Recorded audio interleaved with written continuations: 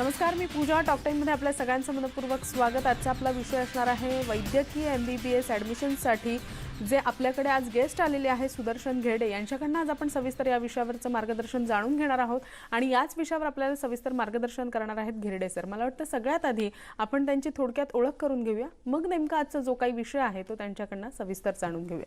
तर सगळ्यात आधी त्यांची थोडक्यात ओळख अशी आहे, डॉक्टर सुदर्शन घेरडे हे फिनिक्स एज्युकेशन अकॅडमीचे संस्थापक अध्यक्ष आहेत. त्याचप्रमाणे सगळ्यात महत्त्वाचं म्हणजे त्यांनी स्वतःचं जे वैद्यकीय शिक्षण आहे हे रशिया आणि फिलिपिन्समध्ये केलेलं आहे.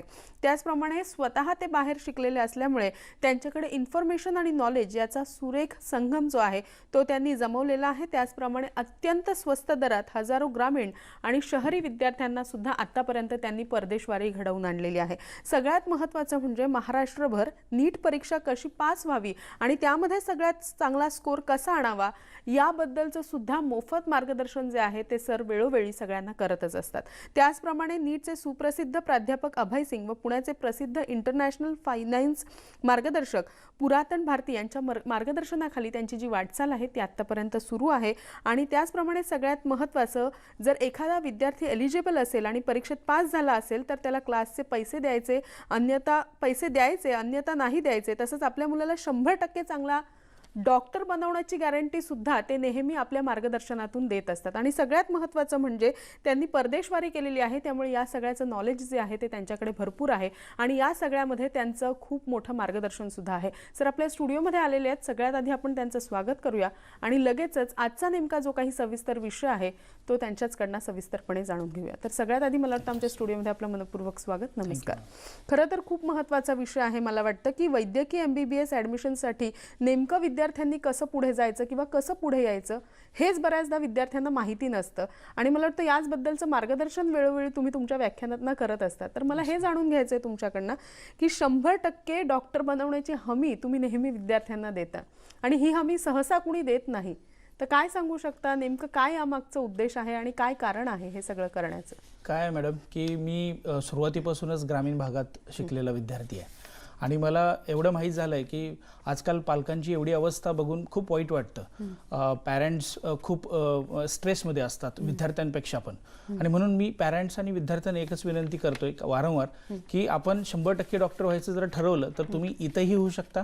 म्हणजे इथं 4 कॉलेजेसचे स्तर आहेत, त्याच्यामध्ये होऊ शकता. नसेल तर तुम्ही परदेशात होऊ शकता आणि आल्यानंतर तुम्ही इथे जो काही आपला FMG आहे, फॉरेन मेडिकल ग्रॅज्युएट एक्झाम, ही दिल्यानंतर तुम्ही इथे लिगल हे करू शकता, प्रॅक्टिस करू शकता.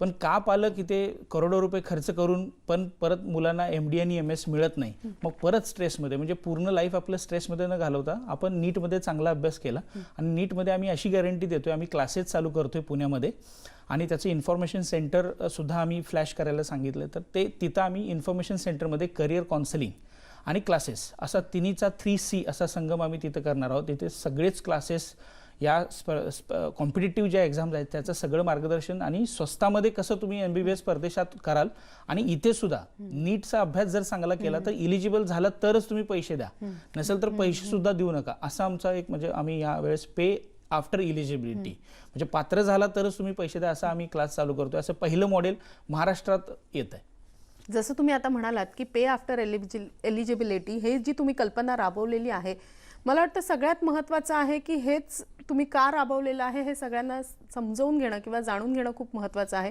काय सांगू शकता, का आहे पे आफ्टर एलिजिबल, असं का म्हणता येईल? पे आफ्टर एलिजिबिलिटी म्हणजे जर आपण पात्र झालो, म्हणजे नीट या परीक्षेत किंवा JEE या परीक्षेत जर तुम्ही पास झाले, एलिजिबल झाले, मुळात बरेचसे क्लासेस इथं कुठलीही गॅरंटी देत नाहीत. आम्ही असे पहिले आहोत की इलिजिबल झाला, पात्र झाला आणि चांगला स्कोर आला तरच तुम्ही आम्हाला पैसे द्या, नसेल तर पैसे देऊ नका, अशी गॅरंटी आम्ही देतो. कारण आम्ही कोटा बेस जे सगळ्याच लेवलचं, म्हणजे MSCETचं बोर्ड आहे, CBSE आहे, ICIC आहे, अशा सगळ्याच बोर्ड्सना एका छताखाली आम्ही आणण्याचा प्रयत्न करतो. त्यासाठी कोट्याचे अभय सिंग जे आमचे मित्र आहेत ते आम्हाला यासाठी मार्गदर्शन करणार आहेत आणि म्हणून आम्ही ही गॅरंटी लोकांना देतोय की तुम्ही आमच्याकडे एकदा आला तर आम्ही तुम्हाला इलिजिबल तर बनवूच, पण तुम्हाला डॉक्टर बनवण्याची सुद्धा गॅरंटी त्यातून देतोय. आणि इथं नाही झालं तर परदेशात सुद्धा आमचे काही 13 कॉलेजेस, 13 देशाबरोबर आमचे संबंध आहेत, तर तिथं आम्ही तुम्हाला ॲडमिशन्स देऊ शकतो. नक्कीच. तर सगळ्यात महत्त्वाचं मला वाटतं नीट आणि जेई क्लासेससाठी सध्या तुम्ही कोणती पद्धत अवलंबलेली आहे? जसं तुम्ही म्हणालात की प्रत्येक बोर्डच्या विद्यार्थ्यांना तुम्ही एका छताखाली आणण्याचा प्रयत्न करताय,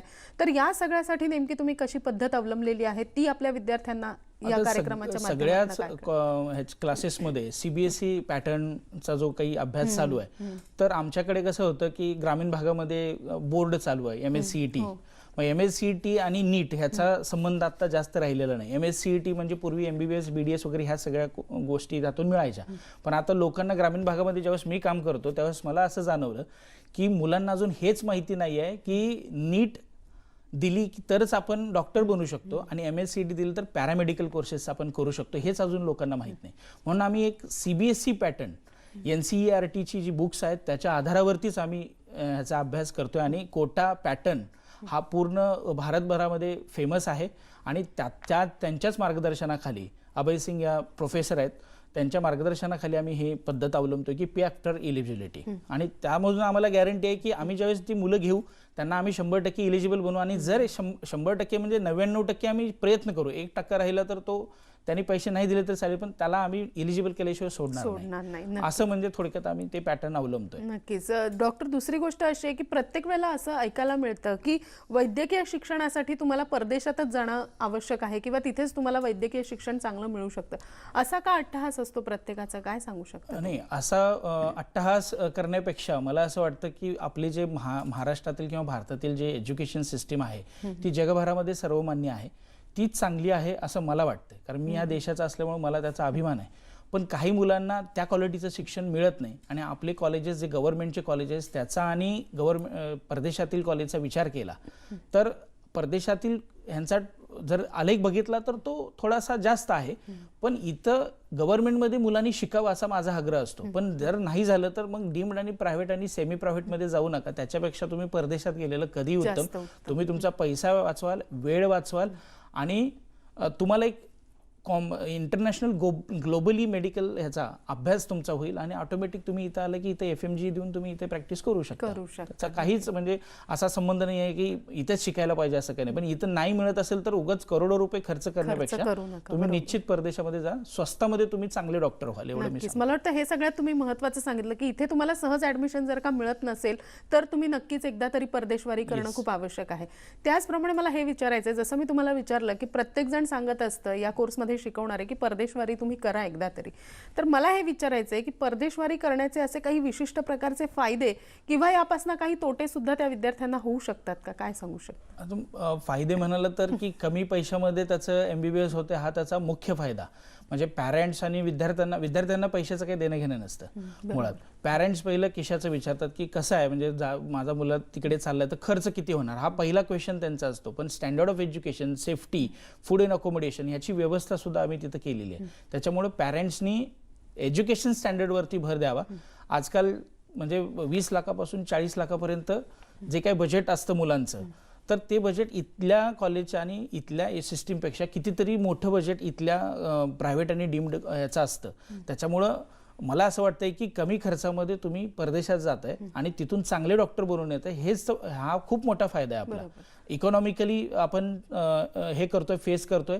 आणि दुसरी गोष्ट लोन मिळते. WHO आणि MCI medical council of India आणि वर्ल्ड हेल्थ ऑर्गनायझेशन हे दोन्हीचं संगम आणि त्याचं अक्रेडिटेशन असल्याशिवाय आपण त्या मुलांना तिकडे पाठवतच नाही आणि हा मोठा फायदाच आहे मुलांचा. तोटा म्हणायला गेला तर फक्त काय की आपण लांब राहतो आई वडिलांपासून आणि दुसरी गोष्ट काळजी असते आई वडिलांना आणि मग तिथली सेफ्टी, मुलगी असेल तर आणखी काळजी असते. पण असं काही नाही तिकडे. आजपर्यंत अशा कुठलेही केसेस झाले नाहीत की अशा वेगळ्या की जेणेकरून मुलांना परदेशात जाऊ नये. आज जग ग्लोबल झालंय, रोज तुम्ही एकमेकांशी बोलू शकता.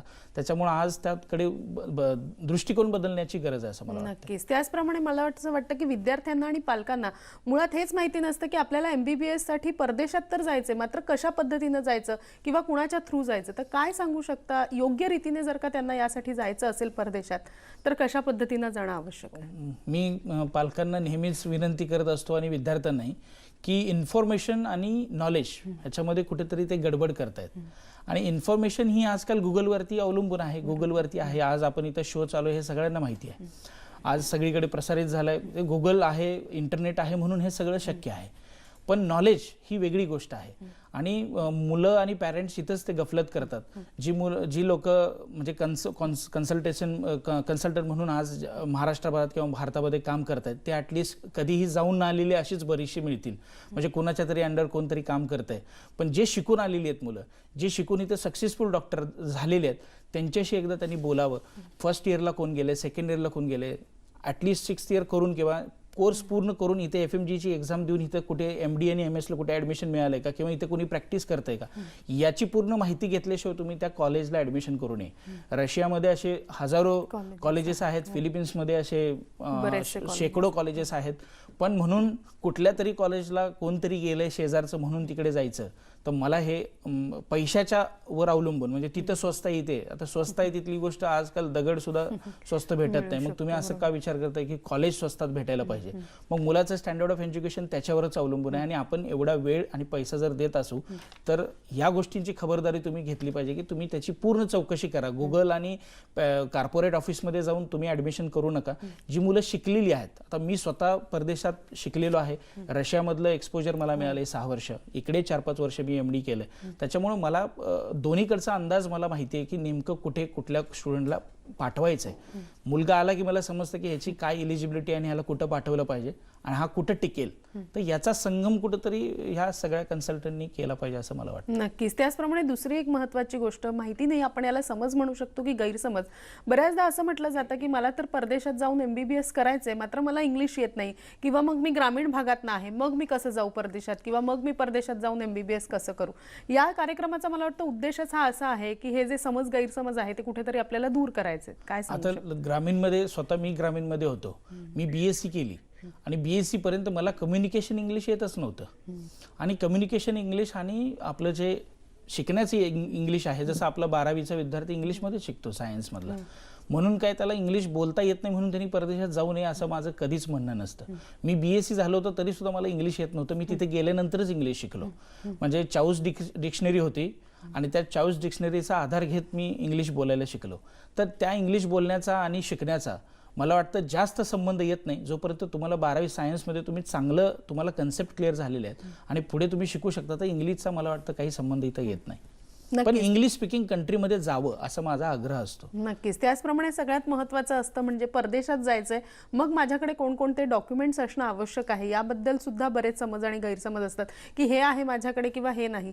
तर या गोष्टींबाबत तुम्ही काय सांगाल, किंवा कोणते डॉक्युमेंट्स असणं आवश्यक आहे, काय सांगू शकता? तर डॉक्युमेंट्सबद्दल जर बोलायचं झालं तर खूप एकदम माफक गोष्टी आपल्याला लागतात.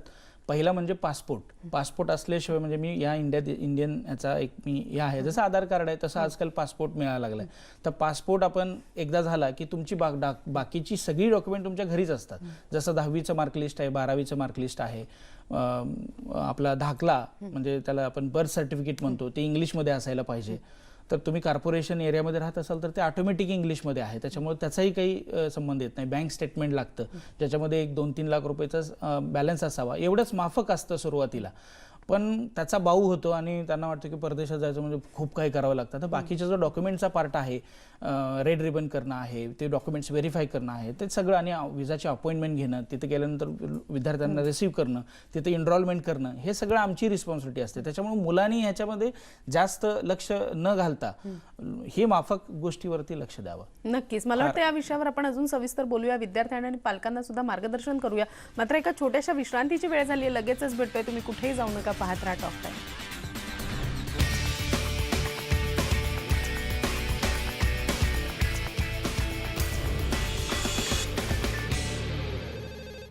टॉक टाइममध्ये आपल्या सगळ्यांचं पुन्हा एकदा स्वागत. मला वाटतं सर, ब्रेकवर जाण्यापूर्वी ज्या पद्धतीनं तुम्ही सांगत होता की विद्यार्थी आणि पालकांना मार्गदर्शन करत होता की MBBS साठी जरी तुम्ही परदेशात जात असाल तरी तुमच्याकडे कोणकोणत्या गोष्टींची पूर्तता असणं आवश्यक आहे. तर मला तुम्हाला हे विचारायचं आहे की एखादा विद्यार्थी MBBS करण्यासाठी US, UK, कॅनडा किंवा फिलिपिन्स अशा कुठल्याही ठिकाणी गेला जर का, आणि त्याला पुन्हा जर का आपल्या देशात परत यायचं असेल तर तो येऊ शकतो का, आणि इथे आल्यानंतर नेमकं त्याला कोणत्या गोष्टी करणं आवश्यक असतं?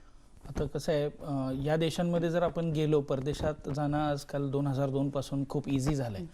आणि जर तुम्ही गेलात तर तुम्ही परत इथं यायचं असेल आणि लिगलाइज लायसनेचर प्रॅक्टिस करायची असेल तर तुम्हाला इथली फॉरेन मेडिकल ग्रॅज्युएट एक्झाम द्यावी लागते. आणि तुम्ही अगदी US, UK, कॅनडा या देशांमध्ये सुद्धा, जसं रशिया, चायनामध्ये शिकलाय आणि रशियामध्ये फिलिपिन्समध्ये शिकलाय तर तुम्ही त्याचा आधार घेऊन USMLE वगैरे देऊन तुम्ही USA मध्ये जाऊ शकता. UK मध्ये प्लॅब द्यावी लागते, US मध्ये USMLE द्यावी लागते, कॅनडामध्ये कॅनडियन मेडिकल काउन्सिल वगैरे अशा एक्झाम्स देऊन आपण तिथे प्रॅक्टिस सुद्धा करू शकतो. म्हणजे आणि इथं आल्यानंतर करिअर छान आहे. म्हणजे तुम्ही MO म्हणून मेडिकल ऑफिसर म्हणून काम करू शकता, गव्हर्नमेंटमध्ये जाऊ शकता, कुठेही जिथं इथले डॉक्टर शिकतात जसे इथं प्रॅक्टिस करतात तसं तुम्ही FMG दिला एकदा लायसन्सर डॉक्टर झाला की ॲज इक्विव्हलंट तुम्ही इंडियन डॉक्टर सारखंच तुम्हाला सगळ्या सुविधा मिळतात. नक्कीच. त्याचप्रमाणे सगळ्यात महत्त्वाचं म्हणजे पुन्हा एकदा तुम्हाला हा प्रश्न विचारते की परदेशामधनं आल्यानंतर किंवा जर एखाद्याला परदेशात शिक्षणासाठी जायचंय तर साधारण यावर्षी जी बॅच सुरू होणार आहे ती कधीपासून होणार आहे किंवा कोणत्या महिन्यात होणार? आता मुळात कसं आहे की आपल्या मे मध्ये एक्झाम्स होतात, नीट वगैरे, आणि त्याच्यानंतर मग सगळे राऊंड्स वगैरे चालू राहतात. मग काही पेरेंट्स इथं बघतात, पहिल्यांदा मिळतं का, आणि मग नंतर परदेशात जाण्याचा प्रयत्न करतात. आणि मला असं वाटतं की तो राईट टाइम जे आहे ते ऑगस्ट आहे. ऑगस्ट-सप्टेंबरच्या आसपास आपली पहिली बॅच जाते, त्याच्यानंतर डिसेंबरच्या आसपास आपली दुसरी बॅच जाते. म्हणजे असं 2 बॅचेसमध्ये आपण जाऊ शकतो.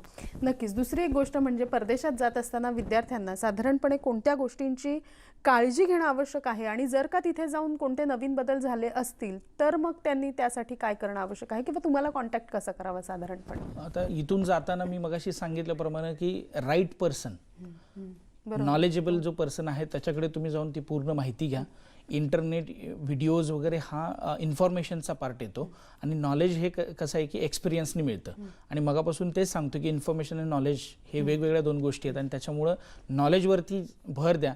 जी मुलं जाऊन शिकून आले त्यांचा एक्सपिरियन्स घ्या. जसं मी शिकून आलेले, माझ्याकडे नाही यायचं तर असे हजारो विद्यार्थी बाहेर पण आहेत. त्यांना विचारा, त्यांचे एक्सपिरियन्स विचारा, तिथं नेमकं काय होतं, इथं सांगताना काय सांगितलं जातं ना अचानक तिथे हिडन कॉस्ट काय असतात.